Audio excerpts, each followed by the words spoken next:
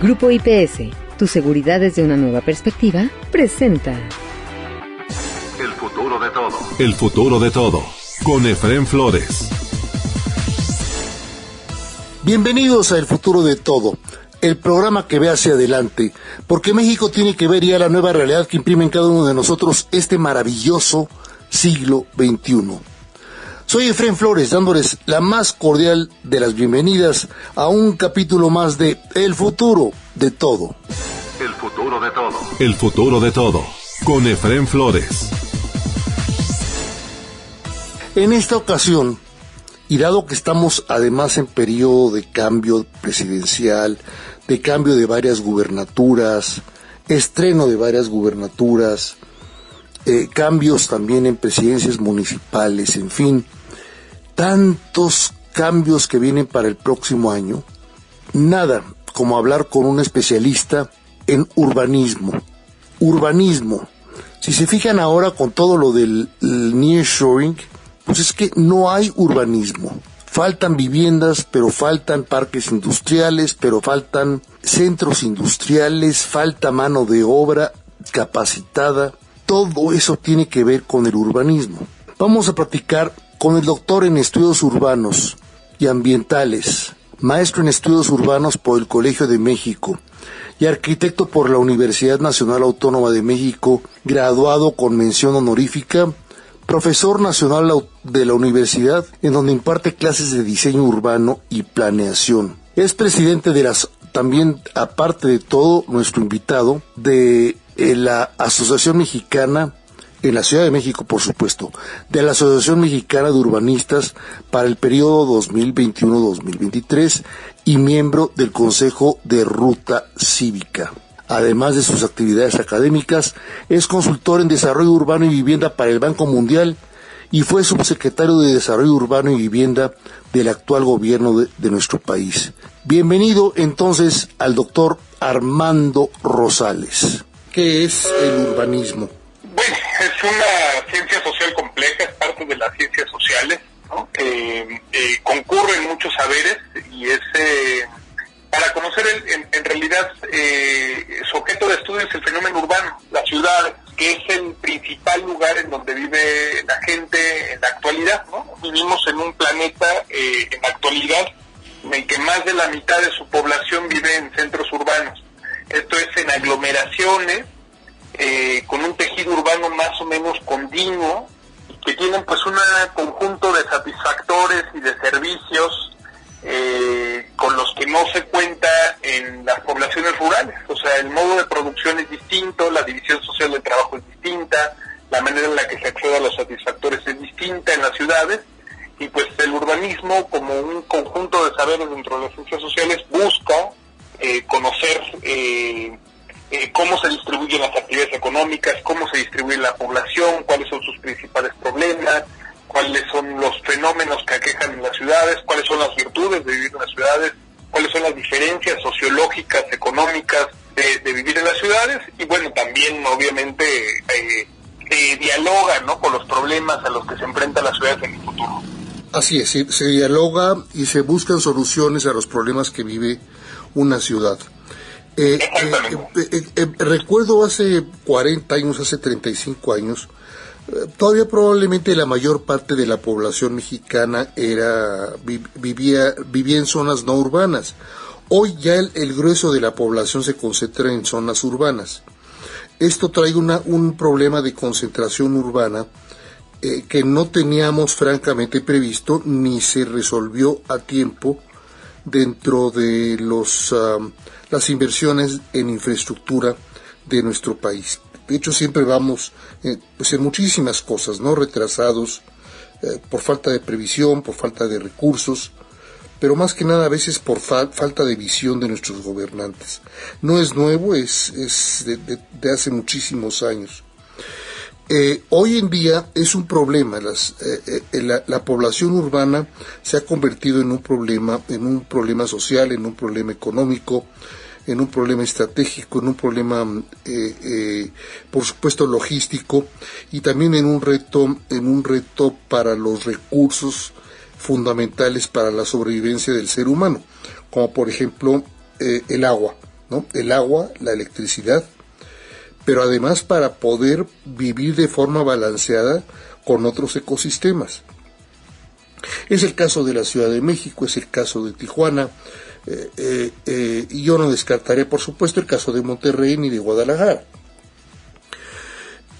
¿Cómo piensas tú que se va a resolver en los próximos 40, 50 años el problema urbanístico mexicano? O sea, el que se viva mejor, que se viva en condiciones más limpias, más armónicas en términos de intercambio humano, y al mismo tiempo con estructuras económicas, educativas, de salud, que sean mucho más racionales rumbo al finales del siglo XXI. Bueno, es una pregunta difícil. Mira, yo pondría primero tres antecedentes, ¿no? O sea, como tú mencionaste, en la actualidad viven 77% de la población mexicana, o sea, casi 8 de cada 10 mexicanos viven en localidades urbanas. Esto es en localidades con más de 2.500 habitantes. Esto nos indica que el proceso de urbanización en México, y sobre todo el proceso de urbanización capitalista contemporáneo, producto primero de la industrialización y ahora de producto de la preeminencia de los servicios o de la economía de los servicios en México, está llegando a sus límites máximos, ¿no? Estamos alcanzando el de sociedades altamente desarrolladas y el de muchos países occidentales, en el que ronda el grado de urbanización en el 80% de la población, o sea que el 80% vive en ciudades. De este porcentaje, de este 77-80% que vive en ciudades, como el 63-65% de la población vive en zonas metropolitanas. Y las zonas metropolitanas es un fenómeno más complejo. ¿Por qué? Porque una zona metropolitana son diferentes municipios sobre los que se encuentra un mismo tejido urbano. Y ese tejido urbano pues tiene diferencias administrativas y de gobernanza y diferentes problemas para la provisión de servicios públicos a los que no se enfrentan las ciudades, ¿no? En México pues tenemos 401 ciudades, de acuerdo con el Sistema Urbano Nacional, y hay ciudades pues en las que está decreciendo la población, ciudades en las que hay una expulsión de población en México por diferentes fenómenos. Uno de estos es la violencia, uno de estos es el narcotráfico, también la dinámica demográfica. Entonces tenemos ciudades en el centro, en Puebla, por ejemplo, Jojutla, en Morelos, en algunas zonas de la región centro, también la región norte del país, en el que han ido perdiendo población en los últimos ejercicios censales. Y hay ciudades en las que la dinámica de crecimiento poblacional y la dinámica demográfica es aceleradísima, ¿no? Estamos hablando de algunas ciudades en Baja California, la zona de Loreto, por ejemplo, en Quintana Roo, Tulum, el propio Cancún, Felipe Carrillo Puerto, algunas zonas de Yucatán, en la península de Yucatán, etcétera, que se enfrentan a una presión demográfica importante.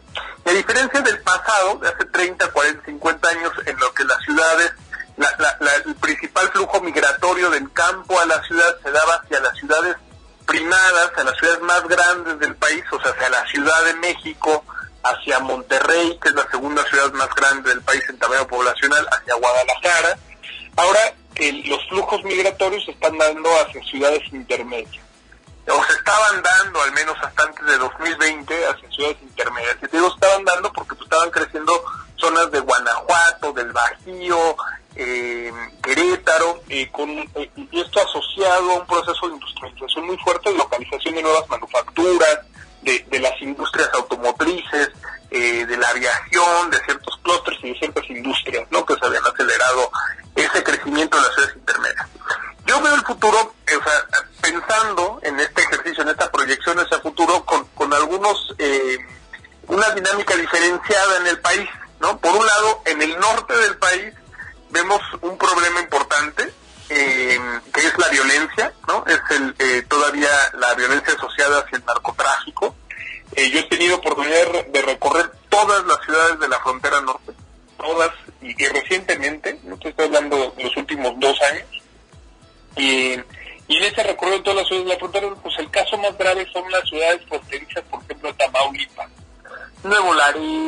Reynosa, Ciudad Acuña. Hay zonas en las que, por ejemplo, el centro de Reynosa está completamente despoblado. Esto por un fenómeno de violencia, de extorsión, ya no quedan restaurantes, la gente se ha ido, y ves zonas suburbanas y de crecimiento especulativo que hubo en las zonas suburbanas asociados a la dinámica de las maquilas en la zona fronteriza norte, en las que pues tenemos un problema muy grave de deterioro de estos nuevos conjuntos habitacionales que se hicieron hace 20, 30 años, 15 años, y que hoy pues tenemos un fenómeno de abandono de viviendas inconmensurable en la frontera, ¿no? En Tijuana, en Ciudad Juárez, en el propio Mexicali, bueno, en toda la zona fronteriza tenemos este tipo de conjuntos habitacionales abandonados. Eso es un reto importantísimo, el que tenemos que enfrentar, el del combate a la violencia, pero pues no se combate la violencia sin una dinámica económica importante. Yo creo que esta tendencia puede comenzar a revertirse a partir de la dinámica de potenciar en verdad y de que en verdad empiece a rendir frutos el nuevo tratado de libre comercio, el TEMEC con Estados Unidos y Canadá, de una nueva relocalización de las plantas manufactureras, de este incremento del salario mínimo en la frontera por encima del resto del país, y de esta zona franca que se ha generado en la frontera norte, quizá pueden empezar a revertir esos flujos, ¿no? No hay el mismo problema, por ejemplo, de acceso, en cuanto a servicios públicos y a la relación con la naturaleza. En todas las ciudades es muy diferente, ¿no? O sea, es casi un problema local y a veces de microrregiones, el de la escasez de agua.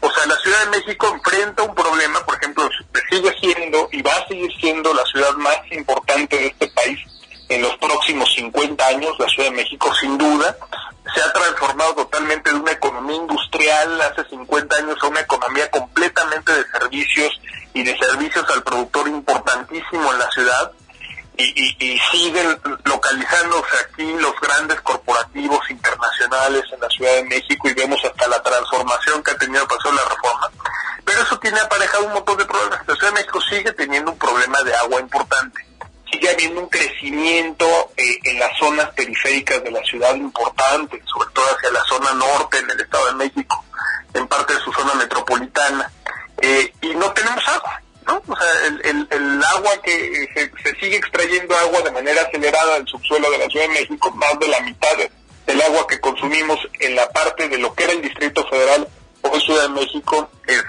extrae desde el subsuelo, y seguimos importando agua también del sistema Lerma-Cuchamala, ¿no? Que nos cuesta mucho importar el agua y bombearla desde Valle de Bravo y desde las presas hacia la Ciudad de México.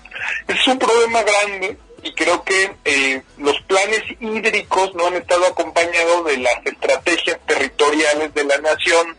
Se han dejado de lado los grandes planes hídricos nacionales, las grandes soluciones para abastecer de agua a las ciudades, y volver a ver de una manera mucho más sustentable a la ciudad mexicana. Otro de los riesgos, por ejemplo, la dinámica es muy diferente también en esta zona central en la ciudad, que tenemos carencias de agua, que tenemos presiones muy fuertes todavía de crecimiento hacia las zonas ambientales o de valor ambiental en la Ciudad de México. Es muy diferente a lo que ocurre en la península de Yucatán, ¿no? En la península de Yucatán tenemos ahora una dinámica aceleradísima en Quintana Roo, pero pues se va a potenciar estos flujos migratorios y se va a potenciar la presión demográfica sobre la ciudad con proyectos, por ejemplo, como el del Tren Maya. Entonces esperemos que haya una planeación adecuada de las ciudades, pero por ejemplo, ya en la publicación del Sistema Urbano Nacional de CONAPO ya se preveía, por ejemplo, que Bacalar se fuera a convertir en una ciudad dentro de los próximos 30 años, una de las ciudades más importantes de la península de Yucatán.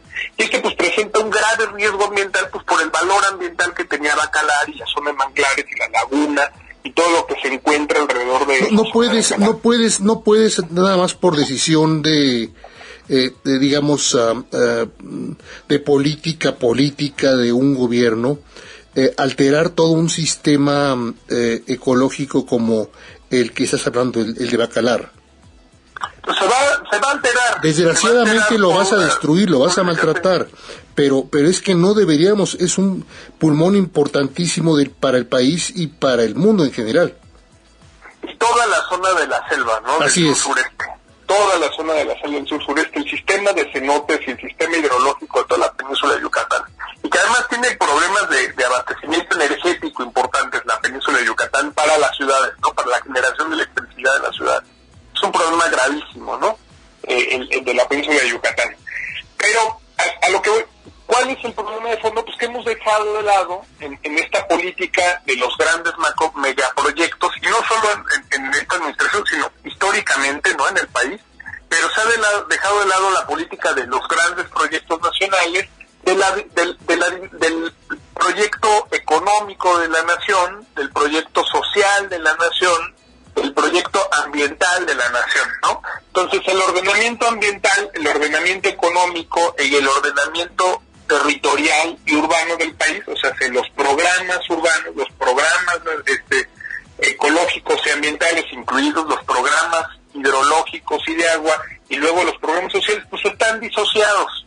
Entonces, mientras se siga viendo, digamos, la dinámica y los programas urbanos y la dinámica urbana y territorial de manera disociada a la dinámica económica y a la política económica y de inversiones y a los grandes megaproyectos de este país, pues vamos a seguirnos encontrando con esos problemas de carácter ambiental, de carácter territorial, a los que se enfrentan de manera diferenciada todas las ciudades mexicanas, ¿no?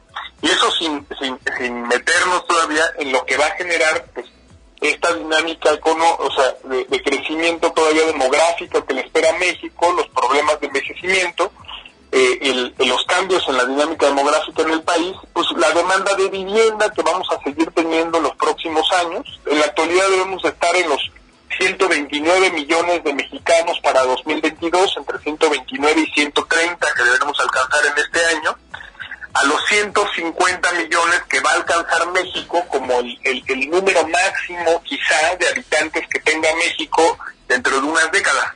Entonces, cuando alcance esos 150 millones de mexicanos es donde vamos a tener el mayor grado, digamos, de presión demográfica, de presión de servicios urbanos, de necesidad de agua, de necesidad de drenaje, de necesidad de transportes limpios, y esto pues no lo podemos hacer si no vemos las ciudades de una manera totalmente diferente, con una nueva relación con la naturaleza, con un nuevo cambio de infraestructuras hacia infraestructuras verdes, hacia infraestructuras resilientes.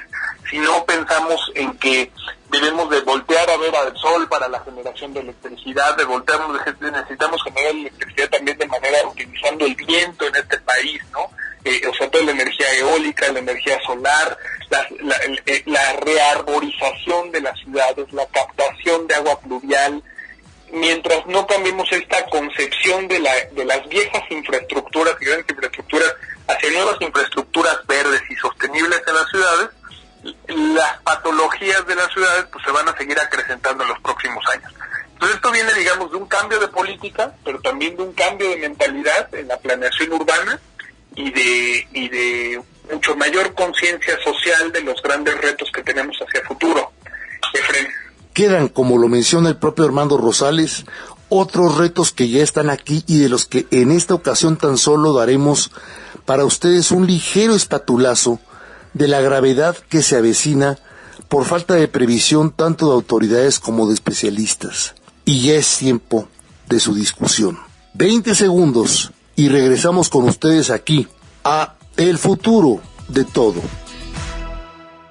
¿Te preocupa tu seguridad o la de tu empresa? ¿Necesitas oficiales de seguridad, protección ejecutiva, monitoreo personal o vehicular? No te preocupes. Con Grupo IPS, empresa mexicana en seguridad privada, tu seguridad desde una nueva perspectiva tiene lo que necesitas. Además, son especialistas en alarmas y seguridad electrónica. GrupoIPSMexico.com. El futuro de todo. El futuro de todo. Con Efraín Flores. Amigos, continuamos entonces en El Futuro de Todo. Vamos a seguir platicando con Armando Rosales, el doctor Armando Rosales, catedrático e investigador urbanista de la Facultad de Estudios Superiores Aragón de la UNAM. Comentábamos con el entrevistado fuera del aire sobre los retos del futuro que para sorpresa nuestra se adelantaron. Ya están aquí. Y nosotros estamos mal preparados. Lo estamos viviendo ahorita con el nearshoring, ¿no? Faltan parques industriales, faltan zonas habitacionales, faltan 1000 factores. Están exigiendo electricidad limpia, no electricidad de combustóleo, no, electricidad generada de forma limpia, eólica, solar, porque de otra forma los productos que se generen en la industria mexicana no pueden ser exportados a otros países que ya exigen que la mayor parte de la energía con la que se producen todas las partes y componentes de los productos, de los bienes y servicios, sean de origen, por supuesto, limpio. Nada de eso tenemos. Y seguimos, por supuesto, con más y más discusiones. Faltan discusiones que tenemos también con nuestros socios comerciales, como el TEMEC, por ejemplo, con la Unión Europea y otros muchos tratados. Todo eso ya está aquí y nosotros estamos mal preparados para lo que está demandando el mundo. Los retos pues ya están enfrente, ¿no? Ya los tenemos en la puerta. Y son retos en el territorio muy, muy graves. Yo me faltaría mencionar otro que son la comprensión de los desastres naturales y de prepararnos ante esos grandes riesgos de nuevos fenómenos que van a tener mucho mayor impacto con el cambio climático en las próximas décadas, ¿no? Seguimos siendo un país muy vulnerable a los sismos. Vimos lo que ocurrió en 2017 y aún no concluimos la reconstrucción del sismo de 2017 y de los sismos de 2017, y todavía nos pueden llegar nuevos sismos en cualquier momento. Por supuesto. Volver a generar daños, ¿no? Vemos lo que pasó hace poco en Acapulco y también hay un número importante de viviendas dañadas y no se le dio la importancia que tenemos, pero vienen fenómenos más graves con el cambio climático, ¿no? Las sequías van a ser más intensas, las temporadas de lluvias y las inundaciones van a ser más intensas, los deslaves van a ser más intensos, e incluso el aumento pues del nivel del mar en las ciudades costeras de nuestro país. Y yo creo que es algo en lo que no le estamos invirtiendo, en lo que debería de ser una de nuestras prioridades nacionales, el combate al cambio climático, en la reducción de las emisiones en nuestro país. Obviamente pues este es un fenómeno global y México va a ser uno de los países más expuestos a estos riesgos por desastre, y pues la gestión también de esos riesgos, el prepararnos para esos mismos riesgos, las nuevas infraestructuras en México, pues necesitan cambiar y necesitan transformarse de cara a lo que va a ser uno de los principales retos para la especie humana, ¿no? No solo para nuestro sistema económico y social, sino para la especie humana en su conjunto, que pues va a ser el cambio climático, que pues ya tenemos también enfrente, ya lo tenemos en puerta, y que las ciudades es en donde se va a resentir principalmente. O sea, no digo que en el campo no vaya a haber sequías, no vaya a haber muertes de cabezas de ganado, no vaya a haber, o sea, sí las va a haber, pero en las ciudades es donde va a haber, donde vive la mayor parte de la población y a donde nos vamos a enfrentar la mayor vulnerabilidad por estos desastres, ¿no? Ese va a ser un reto importantísimo. Así es, pero además nuestra convivencia con otros ecosistemas, con otras formas de vida, con otras especies animales, vegetales, donde ya ponemos a competir nuestra sobrevivencia, nuestra expansión urbana, con la sobrevivencia de esas especies vegetales o animales. Todo esto va presionando, empujando nuevos retos que, por supuesto, no veo desgraciadamente que estemos previendo rumbo, por ejemplo, al 2030, 2035, cuando ya el 2030, 2035 prácticamente es el presente, ¿no? Tenemos que estar buscando ya resolver para nosotros y para las generaciones muy cercanas que nos vienen ya persiguiendo el paso. Sin duda, no, y coincido contigo. Y fíjate que ahora que hablas de las generaciones futuras, por ejemplo, a nosotros nos tocó enfrentar, y no he visto un cambio así real en las ciudades, con motivo, por ejemplo, de la pandemia, ¿no?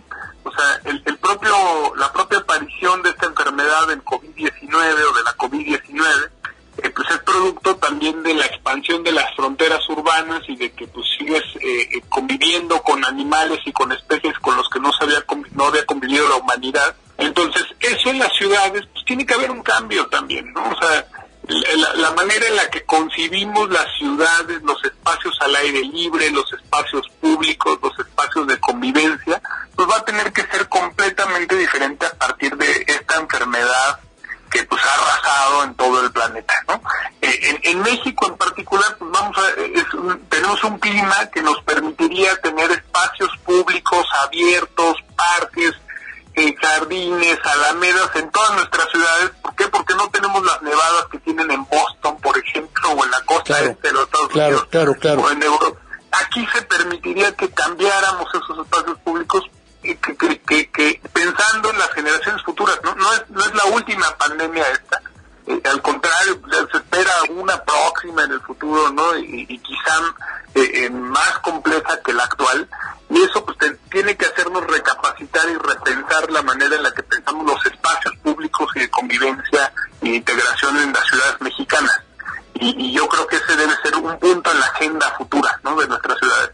Pues ahí tiene usted, amigo, las aristas, los vértices de la parte urbana que tiene que tratarse en la próxima administración. Esta administración fue muy ineficiente en la parte urbana, pero no es la única. Los mexicanos hemos sido víctimas de muchísimas administraciones ineficientes que han descuidado el urbanismo. El urbanismo es fundamental para el desarrollo, para el bienestar adecuado de nuestras familias, la seguridad, la educación, la salud, todo lo que se requiere para vivir en forma sana en una comunidad. Muchas gracias al doctor Armando Rosales por su plática tan interesante aquí con nuestros amigos de El Futuro de Todo. Si a usted le interesa conocer más acerca de Armando Rosales o de, por supuesto, la facultad donde él trabaja dentro de de la Unidad de Aragón de la Universidad Nacional Autónoma de México, digite la página que aparece aquí en la portada específica de este podcast de El Futuro de Todo. Eso es todo por hoy en El Futuro de Todo en México y de cara al mundo. Un servidor, Efrén Flores, se despide de ustedes esperando contar con su presencia en el próximo de nuestros programas de El Futuro de Todo. Hasta entonces. Grupo IPS, tu seguridad desde una nueva perspectiva, presentó El Futuro de Todo. El futuro de todo. Con Efrén Flores.